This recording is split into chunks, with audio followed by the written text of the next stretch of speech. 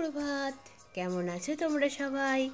অনন্যার ব্লগসের আরও একটি নতুন ব্লগে তোমাদের সকলকে স্বাগত জানাই। আমিও বেশ ভালো আছি। আজ রবিবার, সকালে উঠে ব্রাশ করে ফ্রেশ হয়ে ব্রেকফাস্ট সেরে বেরিয়ে পড়লাম বাজারের উদ্দেশ্যে। আমার বাড়ির কাছে যে যোগমায়া বাজারটি রয়েছে সেখানেই চলে এলাম।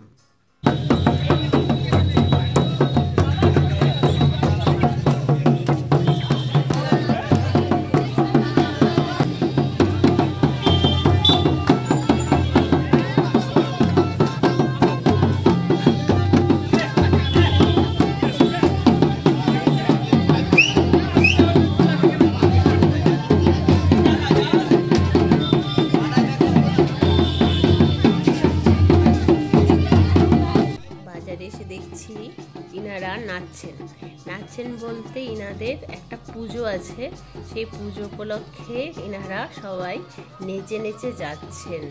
বেশি কিছু ডিটেলস তো বলতে পারবো না, বাজারে এসে যেটুকু জানলাম সেইটুকুই হচ্ছে এটা। এই ইনাদের নাচ আর ইনাদের এই বাদ্যযন্ত্র বাজানো, এটা আমাদের একটা ঐতিহ্যের মধ্যে পড়ে, আমাদের দক্ষিণ দিনাজপুরের ঐতিহ্য, যা দেখে মনটা আনন্দে ভরে গেল। সকাল থেকেই আজকে আকাশটা মেঘলা, কিন্তু প্রচণ্ড গরম লাগছে। বাজারে এসে আমি তো প্রচণ্ড ঘামছি, আর সবাইকে জিজ্ঞাসা করছি, আচ্ছা আপনাদেরও কি এরকমই গরম লাগছে নাকি শুধু আমার লাগছে? সবাই বলছে মেঘলা আকাশ তো বেশি গরম লাগছে। তো দেখো, সমস্ত বাজার কমপ্লিট করে আমি বাড়ি ফিরে এসেছি। বাড়িতে এসে দেখছি শান্তনা দিদি চলে এসছে।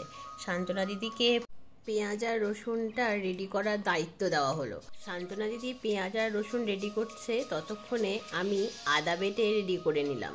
তার কারণ হলো, আজকে আমি বাজার থেকে শুধু সবজি নয়, তার সাথে নিয়ে এসেছি মাটন। হ্যাঁ জানি রোদ ওঠেনি, কিন্তু বীভৎস গরম, কিন্তু হঠাৎ করে মাটন খাওয়ার খুব ইচ্ছে হচ্ছিল। তার মধ্যে গতকাল আবার ইন্ডিয়া জিতে গেছে, সেই আনন্দটা তো রয়েছে, তাই ভাবলাম একটু খেয়েই নিই। তো সেই জন্যই নিয়ে আসা আর কি। তো তারপর একে একে আমি রান্নাবাড়ি শুরু করে দিলাম। আসার পরেও বীভৎস গরম লাগছিল আর খুব চুল করছিল গা হাত পা।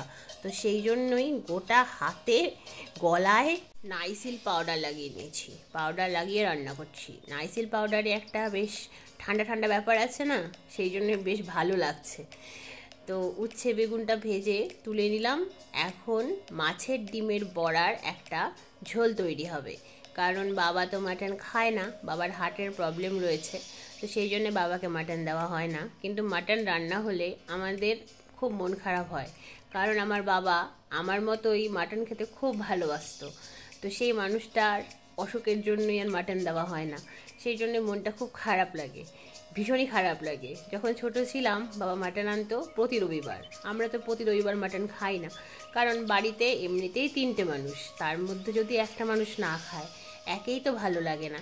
তার মধ্যে যদিও বা মাসে একবার মাটন আনি, কারণ আমি চিকেন খাই না, চিকেন ভালো লাগে না। বাবা যখন ছোটোবেলায় মাটন আনতো, তখন আমরা একবার রান্না হতে হতে কষা মাটন টেস্ট করতাম, তারপরে দুপুরে তো অ্যাজ ইউজুয়াল লাঞ্চে খেতামই। সন্ধেবেলায় আমার আর বাবার আবার মাটন খিদে পেয়ে যেত, সেই মাটন আবার সন্ধেবেলায় খেতাম, তারপরে ডিনারে তো রয়েছে। এইভাবেই আমি আর বাবা সেই মাটন খেতাম। দেখো, তোমাদের সাথে গল্প করতে করতে মাছের ডিমের বড়া ঝোলটা প্রায় মশলা কষিয়ে জল দেওয়ার সময় হয়ে এলো। এই রান্না করতে করতে আজ তোমাদের সঙ্গে শেয়ার করি আরও একটি বিষয়। সেটি হলো, যে বা যারা তোমার মানসিক অশান্তির কারণ, তাদের থেকে দূরত্ব বজায় রাখো। সে বা তারা তোমার যতই আপনার মানুষ, যতই কাছের লোক হোক না কেন, সে যদি তোমায় মানসিক শান্তি দিতে না পারে বা বারবার তোমার চোখের জলের কারণ হয়, তাহলে তাকে তোমার জীবন থেকে ছেঁটে ফেলো। কারণ মানসিক অশান্তি নিয়ে আর যাই হোক ভালো থাকা যায় না, নিজের ইচ্ছা মতো বাঁচা যায় না। চোখের জলে শুধুমাত্র তোমার শারীরিক কষ্ট হয় এমনটা নয়, যেমন খুব বেশি কাঁদলে দেখবে চোখটা ফুলে যায়, ব্যথা করে। যাদের আমার মতো মাথা ব্যথার প্রবলেম রয়েছে, তাদের তো মাথা যন্ত্রণাও করে, আর তার সঙ্গে মানসিক প্রচুর কষ্ট হয়। তাই বলছি, যারা তোমার কান্নার কারণ, চোখের জলের কারণ, সেই ব্যক্তি বা অনেকেই হতে পারে, 2-3 জনও হতে পারে, তাদের থেকে দূরে থাকো। হ্যাঁ, আমি জানি সে হয়তো তোমার ভীষণ কাছের, ভীষণ আপনার মানুষ, কিন্তু যারা তোমার ফিলিংস বোঝে না, যারা তোমাকে কাঁদাতে দুবারও ভাবে না, তাদের তোমার জীবনে থাকার কোনো অধিকার আছে বলে আমার অন্তত মনে হয় না। কারণ যারা তোমায় ভালোবাসে, যারা চায় তুমি ভালো থাকো, তারা কখনোই এমন কিছু করবে না বা এমন কথা বলবে না যাতে চোখের জল আপনা থেকেই বেরিয়ে আসে। চোখটা কোনো ট্যাপ কল নয় যে সবসময় চোখ দিয়ে জল পড়বে। আমাদের চোখের জল তো 1% জল আর 99% ফিলিংস, এটাই সবাই বলে থাকে, কিন্তু হট করে তো সেটা বেরোয় না, বলো। অতিরিক্ত দুঃখে, কষ্টে, মানসিক যন্ত্রণায় আপনা থেকেই বেরিয়ে আসে। তো সেই জন্যই বলছি, যারা তোমার ফিলিংস বোঝে না, যারা তোমায় কাঁদিয়ে আনন্দ পায়, বা যারা তোমার চোখের জলকে নাটক বলে মনে করে বা ভাবে এ তো কিছু হলেই কাঁদে, আবার অনেকে ভাবে একে তো কিছু একটা উল্টোপাল্টা বললেই সেই কাজটা থেকে সরে আসবে, কান্নাকাটি করবে, চলো তাহলে একটু কাঁদিয়ে দিই। তো সেই জন্যই বলছি, যারা তোমায় মানসিক শান্তি দিতে পারে না, তাদের কোনো অধিকারই নেই তোমার জীবনে থাকার। আর দেখবে, যখন তুমি ভালো মুডে আছো ধরে নাও, তারপরে সে বা তারা এসে তোমায় কাঁদিয়ে দিল, তারপরে তোমার চোখের জলটা কি করে আটকাবে? বলতে তুমি কখন কান্না থামাবে সে পর্যন্ত অপেক্ষাও করলো না, বা তোমার কান্না থামানোর জন্য এমন কিছু বললো না বা করলো না যাতে করে তুমি কান্নাটা থামিয়ে একটু হাসতে পারো। যে তোমার চোখের জল বের করার দায়িত্ব নেয়, সে যদি তোমার চোখের জল মুছানোর দায়িত্ব না নেয়, তোমাকে যদি তোমার চোখের জলটা নিজেকেই মুছে নিজেকেই স্বাভাবিক হতে হয়, তাহলে বাবা এরকম মানুষের জীবনে কোনোই দরকার নেই। এ শুধু তোমায় কষ্ট দেবে, আনন্দ তো দেবে না। আমার বাবা একটা কথা খুব বলে, শাসন করা তারই সাজে, সোহাগ করে যে।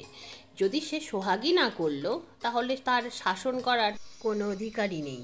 তো সেই জন্যে বলছি, সে তোমার যতই কাছের, যতই আপনার মানুষ হোক, সে যদি উল্টোপাল্টা কথা বলে বা অপমানজনক কথাবার্তা বলে তোমার চোখের জল ফেলতে বাধ্য করে তোমায়, তাহলে সেরকম মানুষকে নিজের জীবন থেকে ছেঁটে ফেলো।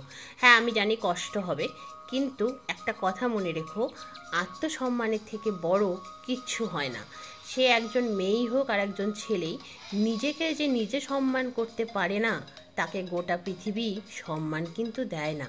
তাই বলছি, নিজের আত্মসম্মানকে নিজেকেই ধরে রাখতে হয়। যেখানে তুমি একবার অপমানিত হবে, ভুল করেও সেখানে আর অপমানিত হতে তুমি যাবে না। কারণ মনে রেখো, যে সাপ একবার কামড়াতে পারে, সে সাপ বারবার কামড়াতে পারে। যে বা যারা তোমায় কাঁদায়, সে যদি 1-2 দিন ভালো ব্যবহার করে, হঠাৎ করে গলে যাবে না। কারণ মনে রাখবে, সাপ কিন্তু একবার কামড়েছিল, আর সেই সাপটা যে তোমায় আবার কামড়ে দেবে না, তার গ্যারেন্টি কি তুমি দিতে পারো? একেবারেই নয়। তো সেই জন্যই সেই সমস্ত মানুষের থেকে দূরে থাকো, ভালো থাকো। আর মনে রেখো, যারা তোমায় কাঁদিয়ে কষ্ট দিয়ে আনন্দ পায়, তারা তোমায় একটুও সম্মান করে না। আর যেখানে সম্মান নেই, সেখানে থাকতে হয় না, সেখান থেকে সরে আসাই বুদ্ধিমানের কাজ। হ্যাঁ, অনেকটা দেরি হয়ে গেছে, কিন্তু তোমার জীবনটা তো শেষ হয়ে যায়নি। তাই বলছি, সময় থাকতে থাকতে সরে এসো এরকম মানুষের কাছ থেকে। দেখো, তোমাদের সাথে গল্প করতে করতে আমার রান্না, গ্যাস ক্লিন করা, বেসিনটাকে পরিষ্কার করা, তারপর লাঞ্চ, সান্ধ্যকালীন চা, ইভেন ডিনারের পালা। তাহলে ডিনারটা এখন করে নিই। ডিনার কমপ্লিট করে ঘরের মধ্যে একটু হাঁটাহাঁটি করলাম। ঘড়ির কাঁটা 12টা ছুঁই ছুঁই করছে, তাহলে এখন শুয়ে পড়তে হবে। আজকের মতো আজকের ব্লগটা আমি এখানেই শেষ করছি। আবার তোমাদের সঙ্গে দেখা হবে খুব শিগগিরই অন্য একটা ব্লগে। সবাই খুব ভালো থেকো, সুস্থ থেকো, সাবধানে থেকো। আর আজকের ব্লগটা কেমন লাগলো অবশ্যই কমেন্টে জানিও। ভালো লাগলে একটা লাইক করে দিও।